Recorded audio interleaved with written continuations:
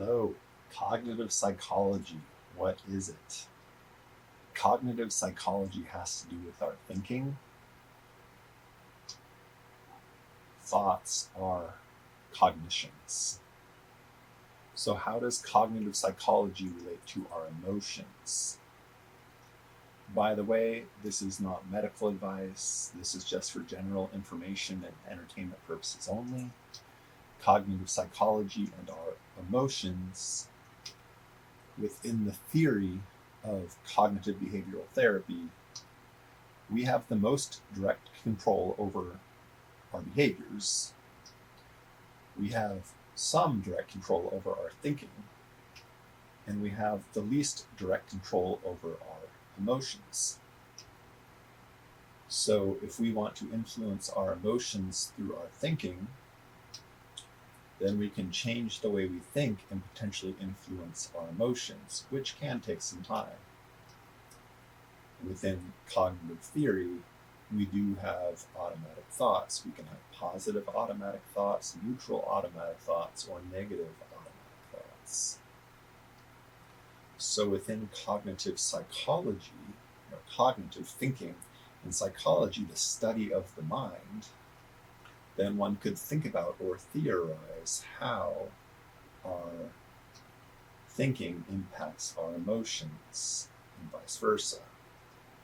Also, how our behaviors can impact our thinking or feeling. But then that does sort of venture into the realm of the theory of cognitive behavioral psychology. But regardless, within cognitive psychology, emotion and motivation are very intertwined within those areas of psychology. So we can change our behavior by changing our thinking. And it all sort of interacts. It can become sort of complex if you try and break it down for an individual person. There's a quote I like by psychiatrist Thomas Szasz. There is no psychology, there is only biography and autobiography. That is, an autobiography is someone telling a story about themselves, their own life history.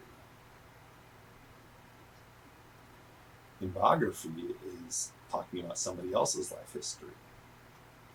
So within cognitive psychology then, when we're having our own self-talk and talking about how we, in our own mind, talking to ourself, our own thinking, about how we conceptualize ourselves in relation to our environment, in relation to other people, so on and so forth. This can impact a lot of things. Within social anxiety, caring about what others think about us can help us to feel good or bad. If we care a lot about what other people think about us, then if we have cognitions that other people are evaluating us negatively, we could feel bad. Versus if we don't care what other people think about us, or it doesn't matter to us because we're protected economically or socially or so forth, we don't care about it, then other people could think bad things about us, and we won't feel bad about it because either we don't care or it's irrelevant to us. People take whole classes on cognitive psychology, and people take whole classes, college level classes or graduate level classes on motivation and emotion. So I'm just trying to share a little general information, about cognitive psychology. And for a little context, I do have a graduate level degree in counseling and psychology and have studied some of this stuff, yada, yada, yada. So I'm not just making this stuff up. I am going out of my own memory banks from the last 20 or so years, but regardless, to the best of my knowledge, my thinking on the matter is relatively in line with what either reading a cognitive psychology textbook or reading the books of psychiatrist Thomas Szasz is my understanding about cognitive psychology, what it is, and sort of ways to think about it and conceptualize cognitive psychology, to have cognitions about cognitive psychology, if you will. So I'll leave it there. Thanks for listening. Bless up and love this peace.